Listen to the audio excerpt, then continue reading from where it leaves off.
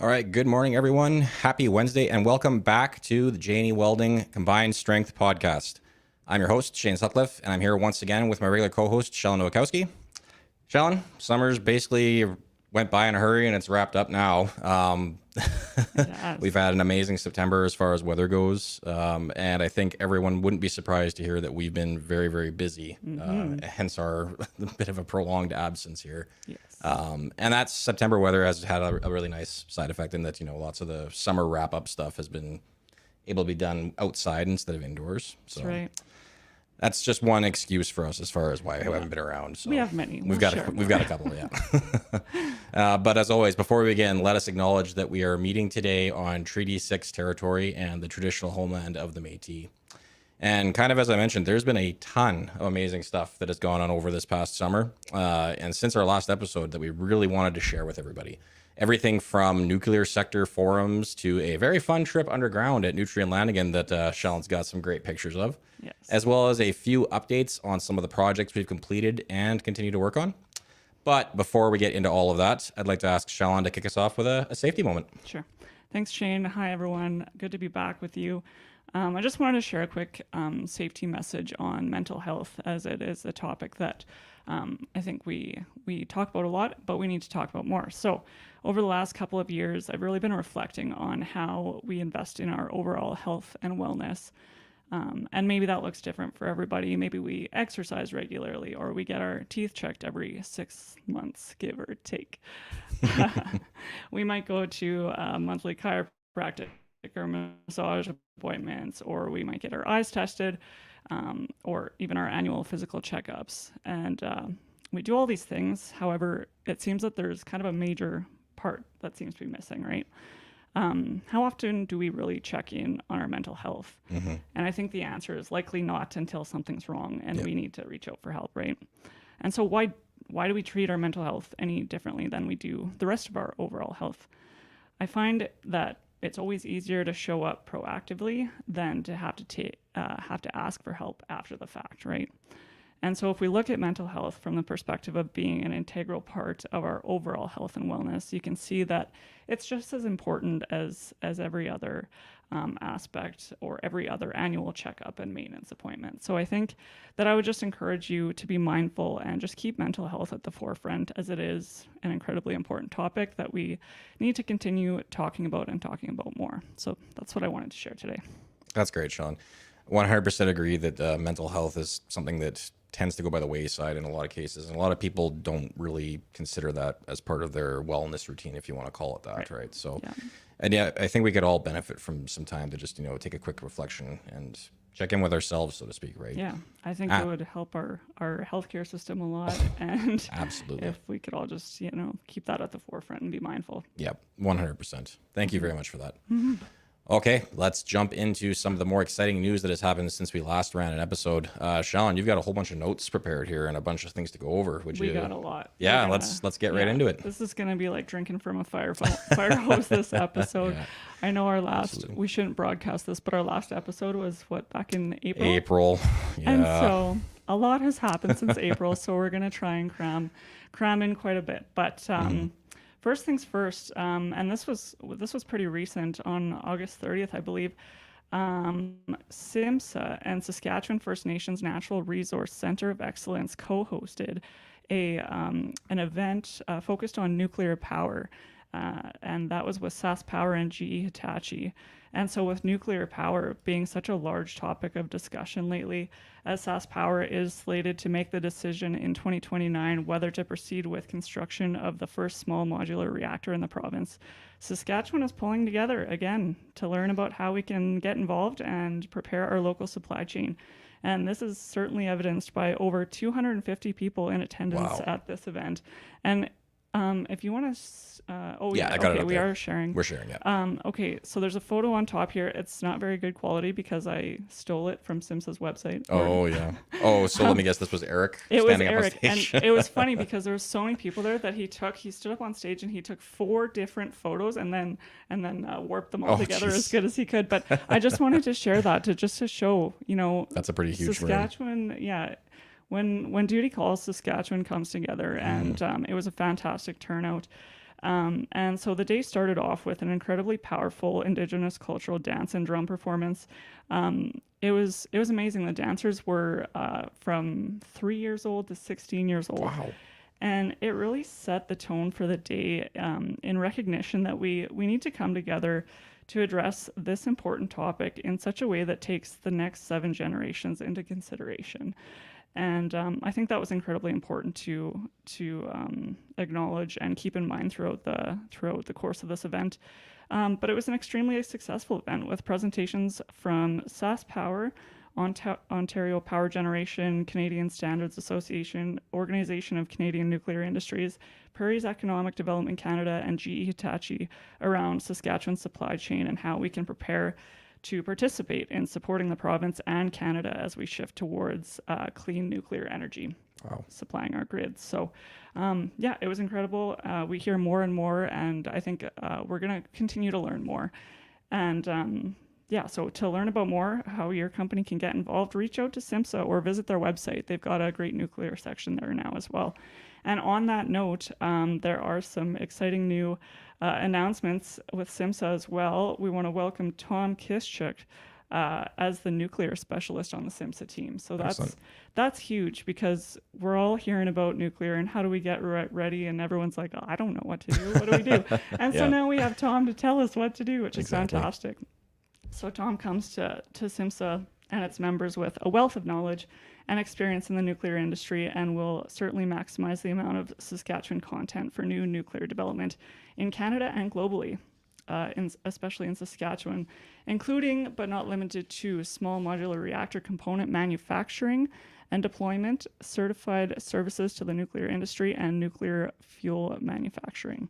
So if any of that interests you and you want to get involved, certainly reach out to SIMSA, and welcome Tom. We certainly look forward to getting to know you better, and maybe twisting your having him arm sit in a chair right here to come and speak to our wide range of followers and viewers one day. So yeah, the 6 followers we have live right now. Thank all 6 of you who are currently watching that we can see on StreamYard here. So that's right. Yeah. And that's excellent. I mean, it speaks volumes to the dedication that the manufacturing sector in our province is forecasting to the nuclear opportunities, right? When a body like SIMSA goes so far as to bring a professional of that level on staff, right? Yeah. Like, I mean, this really shows the dedication that there is to supporting this through the next multiple years. And as it was mentioned, this isn't just about us or our kids or even their kids. This is going to have such far-reaching impact that we have to be prepared to approach this from the mindset of this is going to be something that is supporting us for hundreds of years down the road. Absolutely. Right? So very exciting times. Nuclear is something that I think we all can agree is well suited for Saskatchewan in terms of, the kind of power generation needs we have out here. Right. So great to hear that. Yeah. Awesome. So that's super exciting, and we're looking forward to learning more and walking down that path farther. And next, as Shane had alluded to previously. Love this photo, by the way. Yes, this was just last week. We had the CIM Maintenance, Engineering, and Reliability / Mine Operators Conference and Trade Show. Say that 5 times fast. That's why we call it MEMO. MEMO for short, right? And I thought it was memo. Oh, I think everyone around there calls it MEMO. So. I wasn't there, so...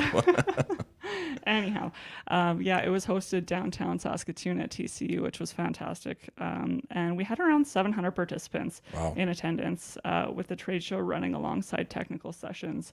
And yeah, it was a great turnout. It was so great to see a ton of Mosaic, Nutrien, BHP personnel at this event too. And then I was fortunate enough, as Shane mentioned, CIM had organized a series of field trips on the 3rd day or 4th day of the conference. And one of those was a tour of the mine site at Nutrien Lanigan. And it consisted of a few hours underground, which was an incredibly eye-opening experience. I thought it was... The first hour, I was like, wow, this is amazing. How could this ever get old? After spending a couple of years down there, I'm sure I'm sure that's how it gets old. Yeah. It kind of felt like a video game driving through there. It was incredible. But so we spent the first couple of hours underground. And then we also had a tour of the surface mill, which was definitely my favorite part, as I recognized several pieces throughout the potash processing facility that looked pretty familiar. I'm not gonna lie. We see these pieces going through our shop all the time, right? And we talk about some of them on here, but we kind of we see the drawings, we fabricate from the drawings, we don't ask any further questions, type thing. So to be able to see those pieces and how they fit into the process was pretty fascinating, and it just kind of went to show how much J&E actually does supply and support the potash industry, and just gave me a whole new perspective on what that looks like. So it was an incredible opportunity. I truly wish and think that more people in Saskatchewan, I wish they had the opportunity to see that, because it gives you a new appreciation and understanding for how big Saskatchewan is in terms of supplying potash to the globe. So well, and I've gone underground once before at Vanscoy, I believe it was, and it gives you a much better appreciation of the scale of the operations too, right? Because it's one thing to say that a mine site can support however many hundreds of employees. When you drive by it every day on the surface and you just see, a couple of outbuildings, a few elevator-looking structures. When you get down underneath and you start seeing how this thing just is a massive network of connected tunnels and so many like laydown areas where there's vehicle repair stuff and whatever else, right? It's like a small city underground. It's an extremely interesting place to see. And like you said, it would be really cool if more people could get an exposure to that. Did you get any videos by chance? No, we were not allowed to take photos and videos. So unfortunately, this is the only one that was provided for us. But I was gonna say, you said it's kind of like a small city, and I've been talking about this constantly since last week. So I'm sorry if you've heard this several times from me already. But we went down. We drove an hour each way to the place that they wanted to show us, and they were saying that the footprint of the mine underground is currently larger than Saskatoon. Oh my goodness. So that's just nuts. Let that sink in a little bit. I didn't realize that. That's crazy. Yeah. So it was unreal. Such a cool experience, and I am certainly fortunate that I got to see that in person. That's awesome. So wanted to share a little bit on that. Awesome. And of course, this one. Yeah. Oh, this was a lot of fun. So this was also quite recent, a couple Fridays ago. The second annual Steely Cup slow pitch tournament hosted by Keys Welding. I believe Mike reached out to you and said, "Hey, does Janie want to put in a team?" Yeah, actually Brooks first of all, but you're right. He reached out to Brooks and I and started that conversation for sure. Yeah, so Mike from Keys Welding and STCI organized just a fantastic afternoon of friendly competition on the ball field. This started last year, where they organized an afternoon game with Supreme Steel, and they decided to open it up and invite J&E, and then they put in a team through STCI as well.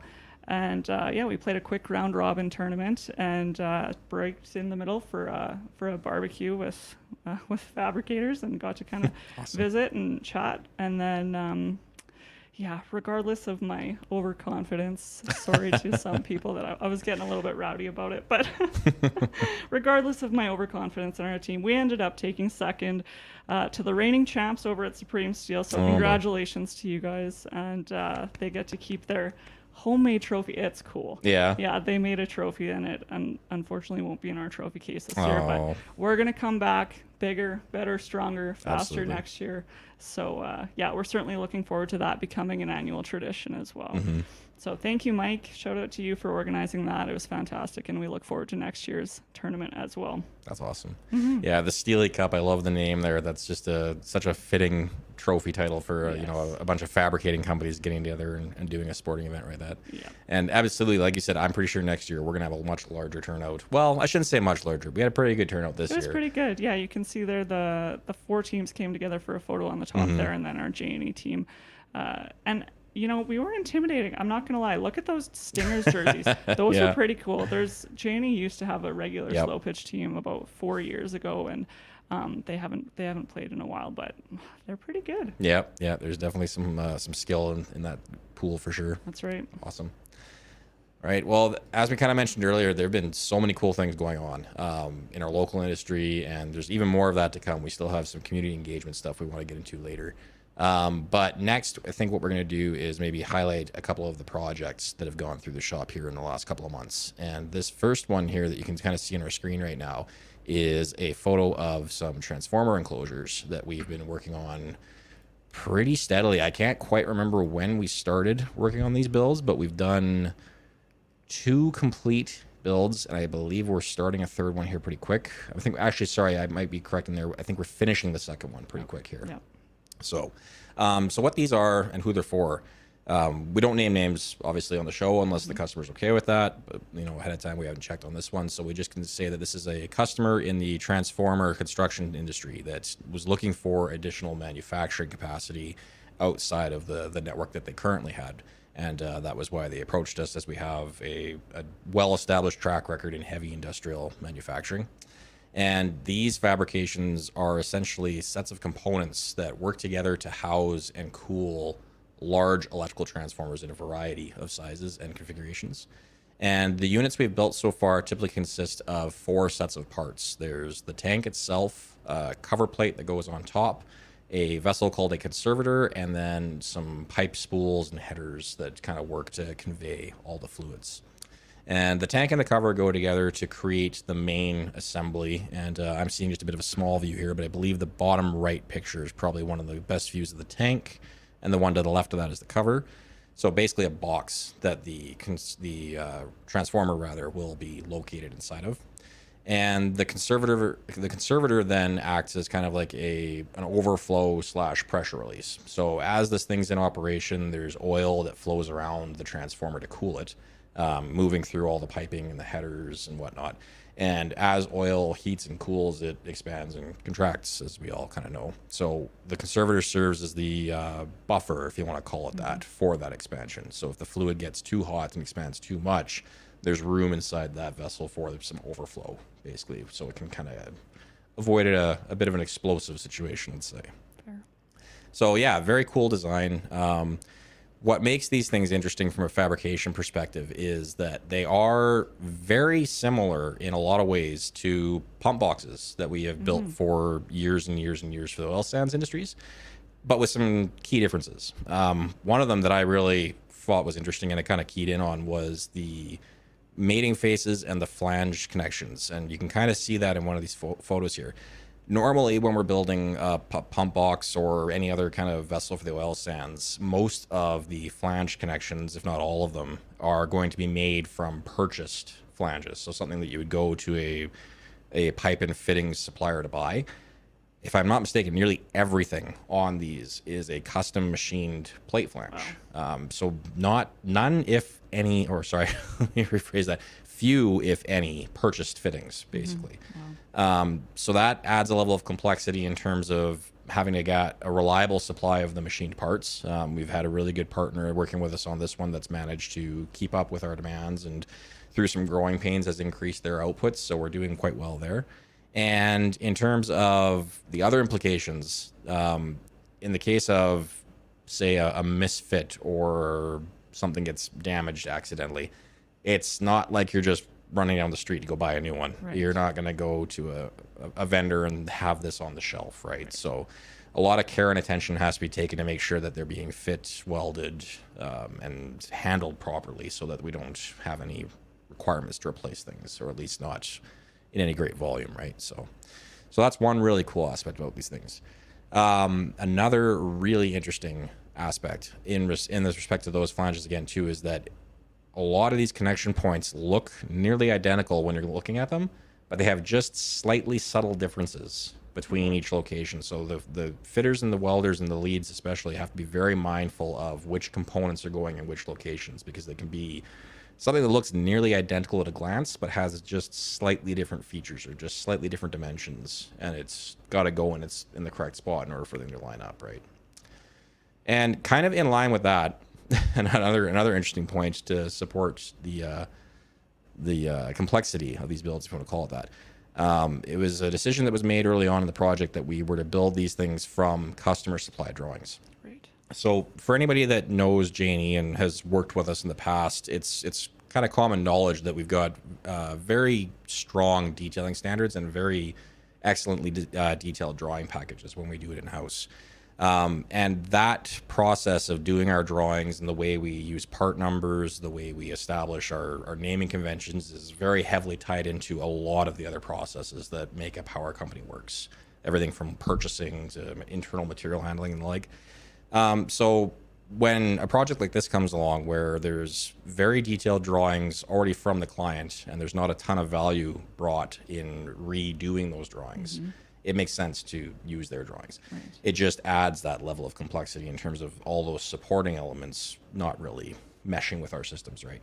So we took the risk, if you want to call it that, of starting this project that way. And from talking with the shop staff and the project manager on this, there were definitely some growing pains. I mean, for sure. you're not just going to jump into somebody else's drawings after you've spent however many years or decades, even in some cases, learning our processes and doing things the way we normally do them, right? But they were very quick to adapt. Dennis Perry, the PM, he gets a lot of shout outs on this podcast. Dennis does lots of cool projects. He has done an amazing job of working with the detailers and working with the shop staff to take those customer drawings and essentially just like tear them down into their individual pieces and figure out a bill of materials and something that can be translated to the shop.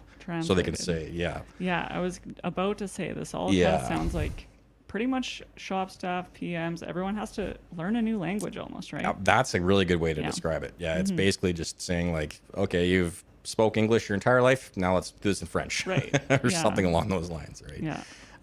So I spoke with one of the main leads, Sax, who's been on the podcast before, and he's been kind of the main lead on the day shift with this project, and kind of echoed a lot of those similar comments, saying, it was a challenge at the start. It still continues to be something that they're learning as they go, very much, but it is definitely something that they established a good process.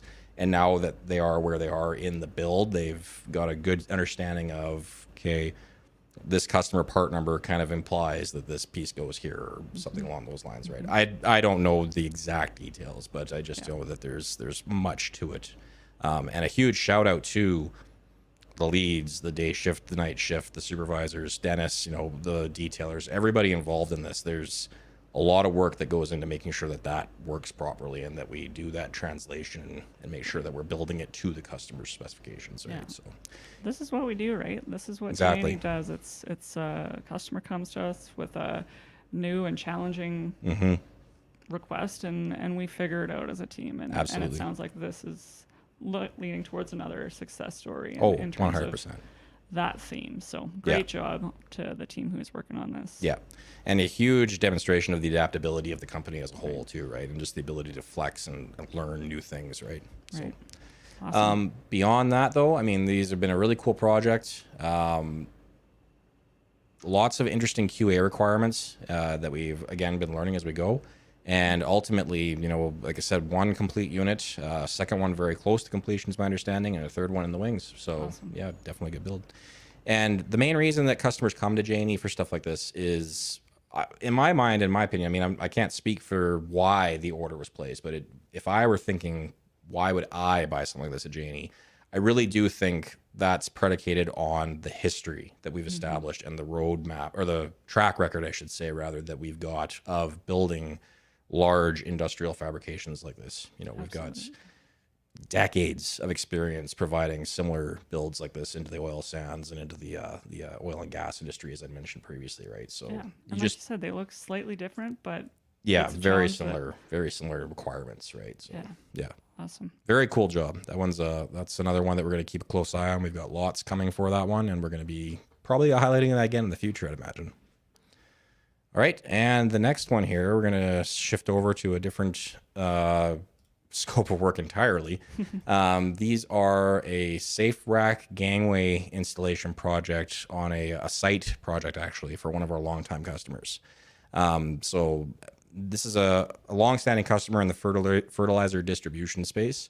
And the photos, there's not a lot of them, but the system that you're looking at in those photographs is a very long structural steel assembly that rides the side of railcar lines.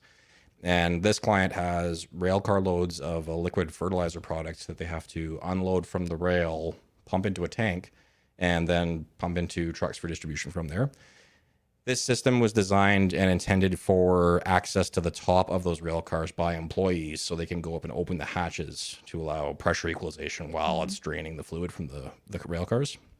And the old system was simply a bunch of towers with a wire cable strung from one end to the other that these guys would have to climb that tower attach their fall arrest, climb back down, walk over to the rail car, climb the ladder on the rail car, climb up onto the rail car itself, and go open the lid, right? Okay. So you can imagine that's a lot of extra movement. And this is a big upgrade. Oh, yeah. This is a huge upgrade for them. Amazing. And you also imagine what that's like in the winter, going up and Yes. down multiple sets of ladders, Right.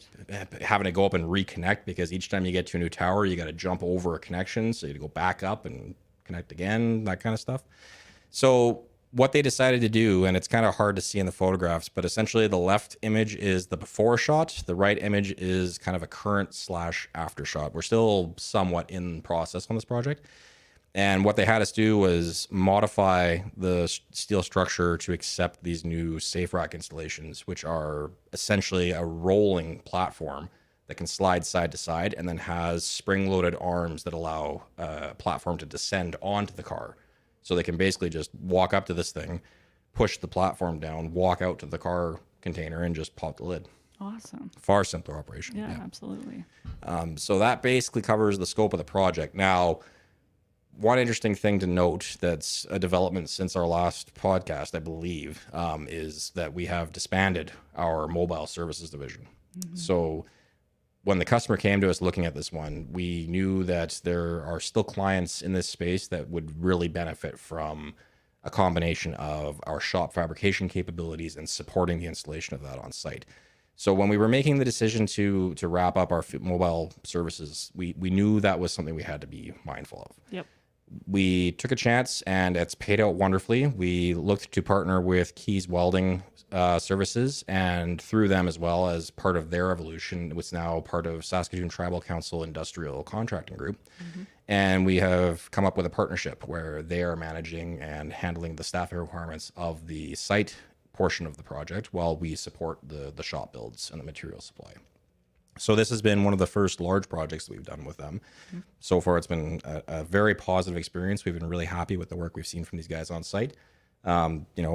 Little learning things along the way between two organizations, trying to act somewhat as one on a project together, right? But it's been a great interface. And as you mentioned, Mike Keys from the ball tournament there, he was the guy that kind of helped us get into this partnership, and it's been working beautifully so far.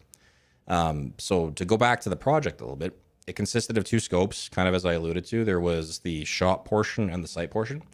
So our part of the scope was the shop generation of drawings and basically some pre-cut, pre-coped structural steel pieces that Keys guys would have to go install on site. And kind of a shout out here to one of our new employees, Brooks Falloon. He's the Quick Fab project manager that's been managing this project. It was established very early on that for these safe rack assemblies to be installed correctly, there are mounting plates that had to be located fairly precisely to match up to a hole pattern on one of the pieces that had to mount to them. And there was kind of two considerations. We needed something that would locate them and hold them in place accurately while we fit them to the structure so that they could stay where they needed to be. But we also needed something that would hold them all together so we could lift it as one assembly rather than going up and mounting one and then putting some kind of a jig on later. So Brooks worked with our detailing department to come up with a fairly simple but very effective fixturing system, which allowed us to bolt these plates to basically just a long channel with the holes pre-lined in it. But they also took it a step further and designed it in such a way that when they were picked up with a crane and all that weight was attached, it was going to hang almost perfectly vertically so that they didn't have to worry about, having a few 100 pounds or even 1,000 pounds of plate hanging off this thing. You pick it up with a crane and it starts tilting and it's almost upside down. And you got to try to figure out how to get it in there, right? So they did a great job, worked together, did some computer modeling to make sure that when it was all said and done and picked up with a crane, it was going to be as close to vertical as it could be so that it would make the installation a lot easier. Awesome. Yeah. So another great example of, the integration between departments, the project management, the detailing, customer, the whole nine yards, right? Everyone working together to combine success. There we go. That's the word I'm looking for, right? Combined strength. There we go. Yeah. It's our podcasting. Right. Sorry. Combined success, combined strength. Yeah, similar thing. Yeah. So yeah, that's essentially the in a nutshell version of the project. To get a little bit more detailed, the site project portion of it actually had three separate scopes. So there was a demolition phase the steel modification slash installation phase, and then the actual installation of the racks themselves. So the demolition was fairly significant. I mean, there was 8 or 9, I can't remember the exact number, of these structural towers that I kind of mentioned earlier on where the cable was originally strung from. Those had to be cut down and removed one at a time from that structure. So crane work was involved, and there was a fair bit of heavy lifting there. There was quite a few runs of decommissioned pipe, if I'm not mistaken, that were no longer being used, that were cut out and scrapped just to remove material that didn't need to be in the area.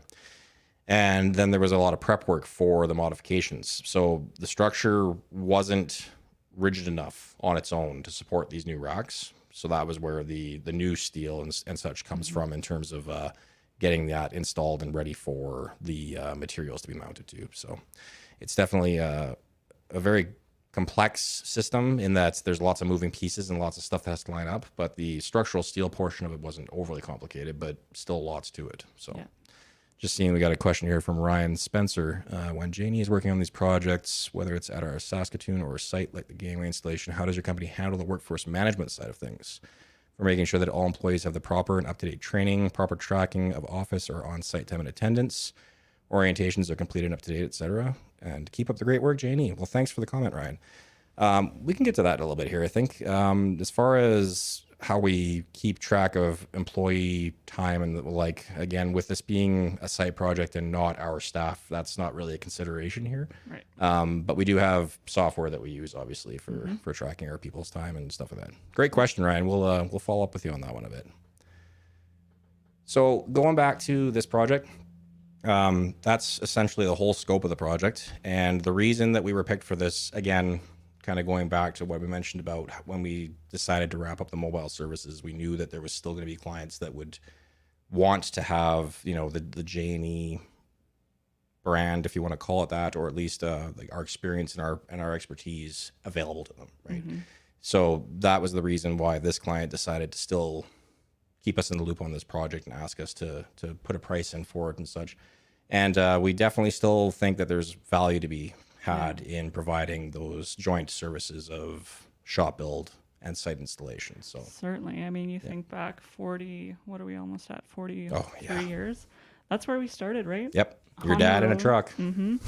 Yeah, and as he grew, as the company grew, it was always a combination of shop, fab, and install, right? And Absolutely. So to completely fall off the map, that wasn't going to be an option for us. So it sounds like this was a really great first kind of kick at the cat, so to speak, with partnering with local fabricators to provide the same, if not better, services, and keep our customers happy, because we know that we are, and I think that you were going to mention this, but we know that we are the company we are today from their support over the years, and so we're going to certainly continue to support them in the way that they need to be. 100%. Yep. Yeah. Excellent. Okay, that handles all of the project updates that we wanted to look at. So I think, Shallon, what's next? The community engagement? Is that what we want to go on to? Yes. Yes. Okay, let's do that then.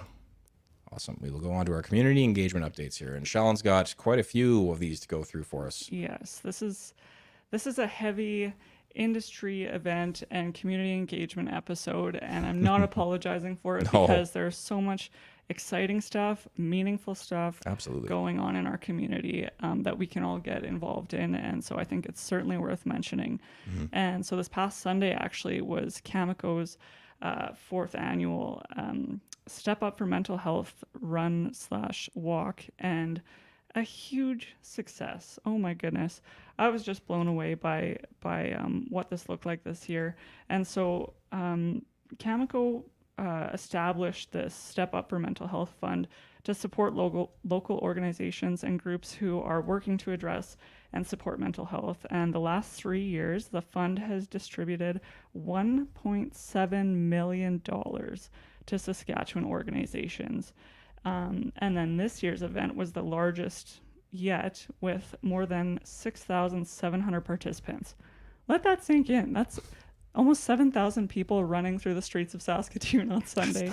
And it looked like it was quite quite the event. And it wasn't just, okay, go out and run 10K or 5K or 21.5K. I think they had like 7 DJs set up along the Oh, way, wow. and they had at the end of at the finish line there, they had like an expo set up. They had an expo set up at Prairie Land for the entire weekend. It's just an incredible event of local companies coming together to support such an important cause.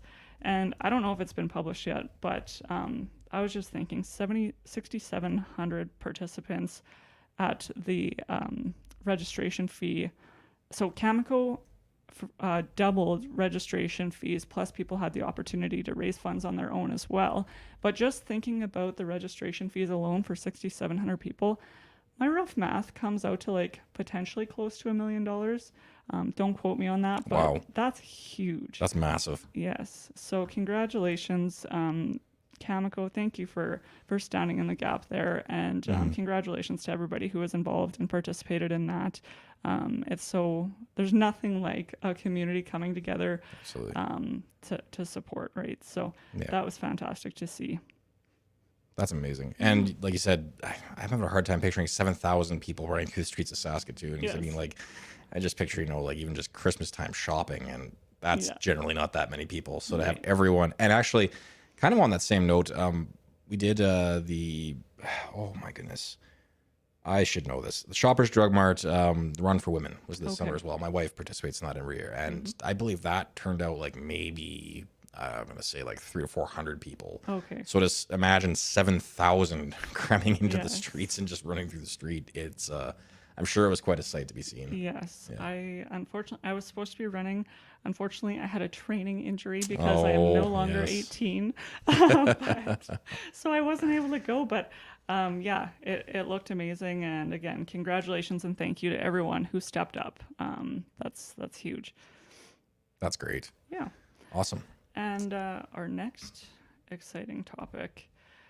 So this was quite a while in the making. We've J&E Welding is 60% Indigenous owned. We partner with English River First Nation and Peter Ballantyne Cree Nation, and we've been talking a long time about how do we get more engagement from our communities. And so this year, we've developed a Pathway to Journey Person program, which essentially provides opportunities for people from our partner communities to come on board at J&E and look at apprenticeship and looking at what that takes from kind of coming on as a laborer to going all the way through apprenticeship, your 4 years until you're a certified journey person. Mm-hmm.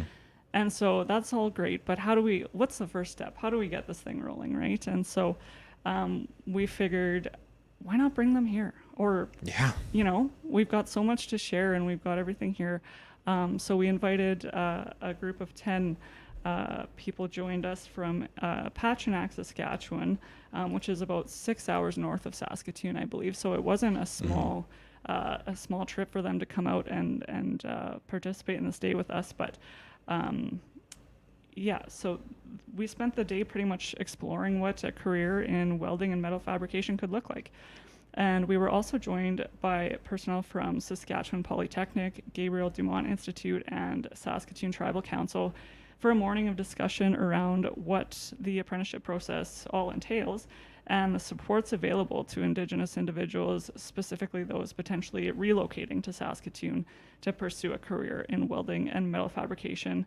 And just the conversations that happened around that boardroom were it was very impactful, I think. And I think everybody around that table benefited, whether it was our guests, whether it was us, or any of the other people that were there, just to understand how do we all work together to make this happen and make this a success, right? And so just an incredibly impactful day.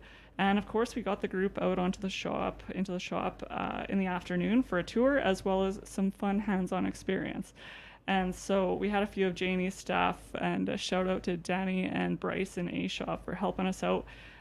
They got them up and running, and you can see some photos here. The one on the left was a tour we were walking them through, And the one in the middle was actually we had them fabricate and weld up a whole bunch of rocket stoves that they could take back with them. That's cool. It was so cool. Mhm. Yeah, it was awesome, and they were excited about that.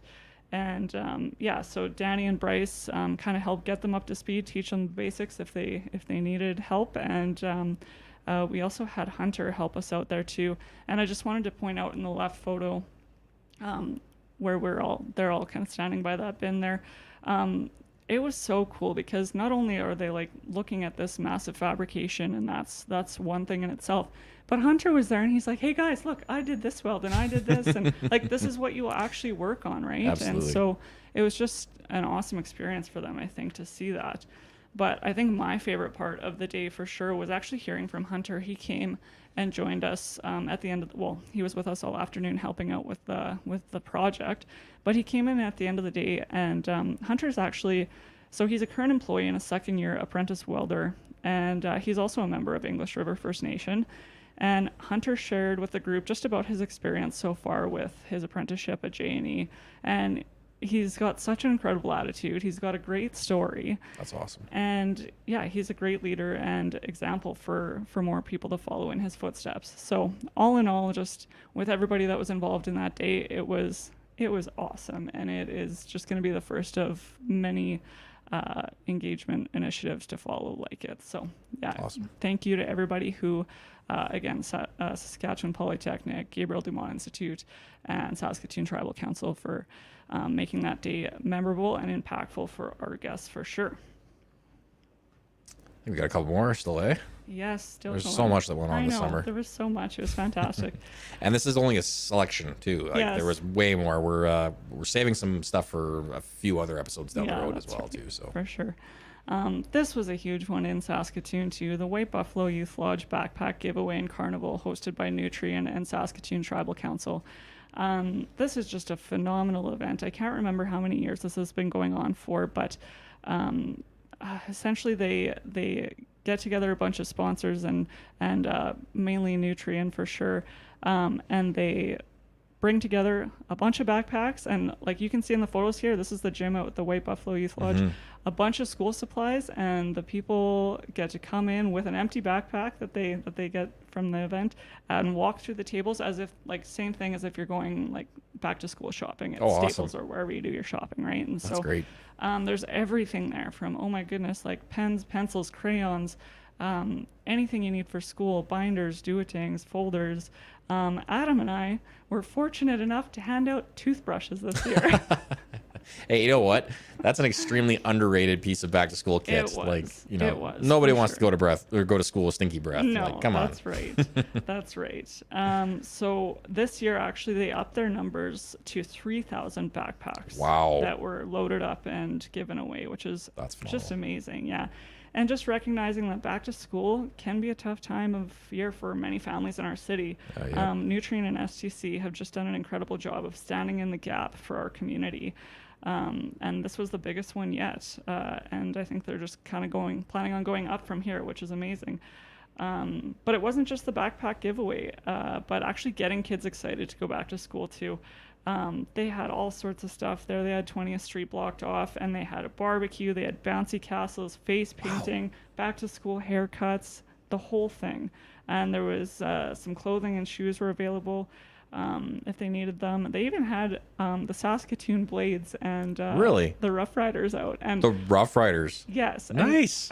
So they were actually at the table right beside us. Oh, so awesome. Really nobody cared about a toothbrush when you got the Blades and the Riders beside you, right? Yeah, that'd be hard to get some clout. Yeah, the volume of swag that the Blades gave out was just insane, and that's awesome. And it was good stuff too, like toques, mitts, all branded gear, but like just everything that people might need. Perfect for this time of year. Yes, yeah. So it's an amazing event to be a part of, and it's very eye-opening because you realize how many people are in need in our city, and we can do more.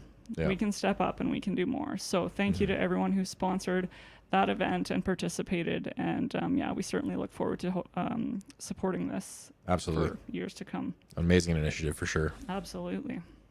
Okay, last one here. All right. For now. Yes, for now. Yes. Okay, so this coming Saturday is September Mm-hmm. 30th, National Day for Truth and Reconciliation. And we'll be encouraging our J&E employees and their families to attend the events hosted at Saskatchewan to learn about the lasting residential school legacy. And admission for the event is by donation. And the events are starting at 10 a.m. with opening ceremonies and will continue throughout the day until 4 p.m. And the day is really just about creating space to learn truth through stories and experiences being shared, and to create space for Indigenous culture with teachings of traditional games, hide teachings, birch bark basket making, and an Indigenous artisan market as well. And so for the full agenda, visit Wanuskewin's website. They've got the whole day laid out there, and yeah, it should be a really great day. And yeah, we hope to see many of you there. That's awesome. That's so many great initiatives. The September 30th one, obviously being one that hasn't happened yet. So hopefully there's a great turnout for that. Yes. I gotta say, I really, really, really loved the English River First Nations Day. Like, I didn't get a chance to see a lot of it, but just knowing that there was something available to the members of that community to come here and see what opportunities exist within the pool of companies that community is involved with, right? And I think you made a good point. I can't remember if we touched on it much, but it can be a bit of a daunting prospect to move to the big city and come work for a company like J&E, right? So to hear that there was the support of so many other companies and organizations to show the support network that's there for these people, it blows my mind, to be honest. That's a pretty amazing amalgamation of people working together to help with that. And I think it's an awareness piece too, because it became very apparent to me that they weren't aware that there was support options available. That's not communicated, and so we need to continue building those relationships and being able to provide those supports in partnership with great organizations like GDI and STC. So yeah, once again, thank you to those organizations for coming out, and yeah, I think this is just the beginning of some really great work. Yeah. Well, speaking of work opportunities, who else would like to come and work with us? Yeah. We have added a tremendous amount of new hires. I think I commented back in one of our previous episodes about when we had done some hiring at that point time here. I think we beat that record this time. Yeah. Shallen's going to run through. You got quite the list of names to go over here, so we might as well start with that, and then we can talk a little bit more about other opportunities that are still open for more people to join our team. Yes, sounds good. So I did some digging and found all of our new hires from 2023 so far. And there's 23 of them. How fitting. So just wanted to give a quick shout out to all of our new employees. So we'll start with Con in our quality control department, Ryden, our drafting and design technologist, which is a really cool story. Actually, Ryden was a long-time J&E employee who went on like a 6-7 year hiatus, something like that. Yeah. moved away and just disappeared. Yeah, he's actually still remote though. I think he lives in Alberta. Yep. But yeah, that's right. We're set up that we were in a position where, hey, we needed more drafting support. We can have you work from Calgary or wherever he is. So welcome back to Ryden. Brooks, as you mentioned, our new Quick Fab project manager. Obviously, Shane is still here. He's in a bit of a different role himself. Yeah. But Brooks has done an awesome job just stepping in and learning in that space. Absolutely. Yes. And then we've got Brock on our quality control team as well. I believe Brock actually joined us as a welder, but quickly hopped over to our QC team, which is great to see. We have Blanche as a welder, Demetra as a laborer, Kathy as our administrative coordinator. She is fantastic. Shout out to Kathy. She's one of those lovely smiling faces you'll see at our front desk when you come in at our Thatcher location.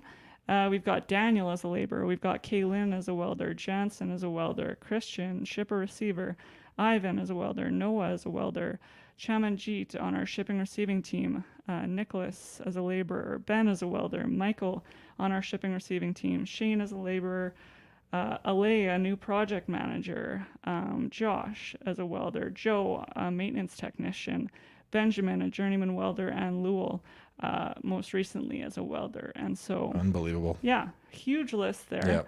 Yep. Welcome to the J&E team.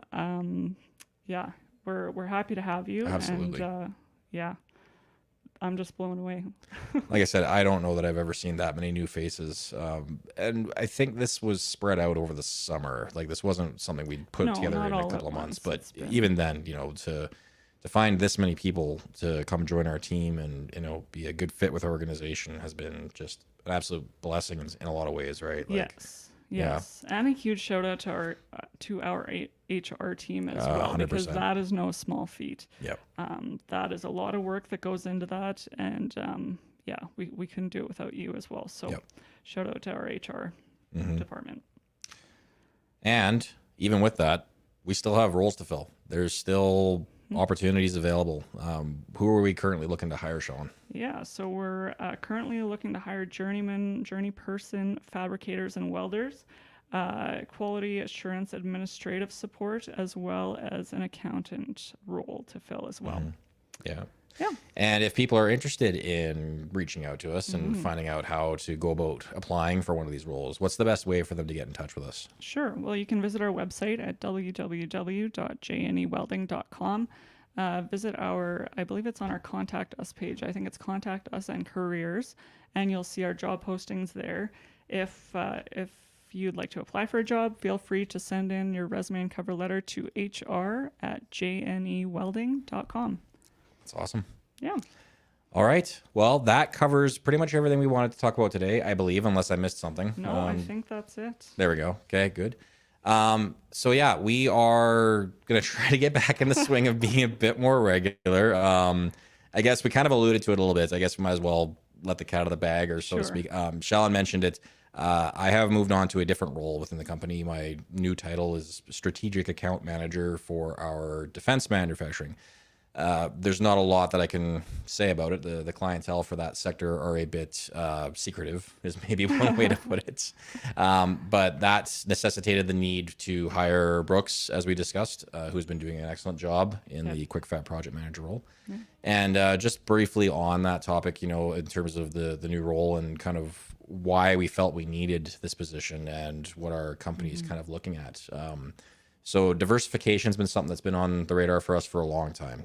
There's been lots of decades of projects that we built that were exclusive to either the oil sands or the potash industry. And while we wholeheartedly understand that, that's where how we got to where we are, and it continues to be a huge part of our bread and butter day in and day out workflow. The world's changing. There's always new opportunities around every corner, and we recognized that we wanted to diversify our manufacturing capabilities and our offerings. So a number of years ago, we started down this path, and the opportunities have grown to the point where it was decided that we needed, a dedicated role to help with supporting that and kind of helping to manage that work. So thankfully, I have to thank Adam and Ian and everybody else on the management team for, giving me this opportunity. I greatly appreciate it. I think I'm doing an okay job so far. I'm still here anyways, so that I'm at least doing a good enough job to stay around. Yes. And yeah, so that just gives everybody a little bit of an idea of, why things have been a little bit busier than usual and why we've been off the air as long as we have been. It's been a lot of learning and a lot of long days. Yes. And congratulations to you, Shane. Well, thank you. Well deserved. We know you're going to do a fantastic job Thank you, in Sean. just growing that area of business. So absolutely, congratulations, and we're glad to have you in that role. Thanks very much. Awesome. Okay, that I believe wraps up everything we wanted to talk about. Keep in touch with us. Stay on our social media channels. Follow us on LinkedIn, on Facebook, YouTube to a lesser extent, to have an idea of the next time we plan to go live. I do have a few more of the People Who Power Us segments in the back burner, so to speak, that I will work on getting published so that those can go out. Keep an eye out for those. And yeah, thank you once again, everyone. I've been your host, Shane Sutcliffe, and my co-host, Shallon Novkowski. We are more than happy to talk with you guys next time and find out, what you want to see, what do you want to hear, what do you want to know. Let us know in the comments. Have a great day, guys. Thanks, everyone.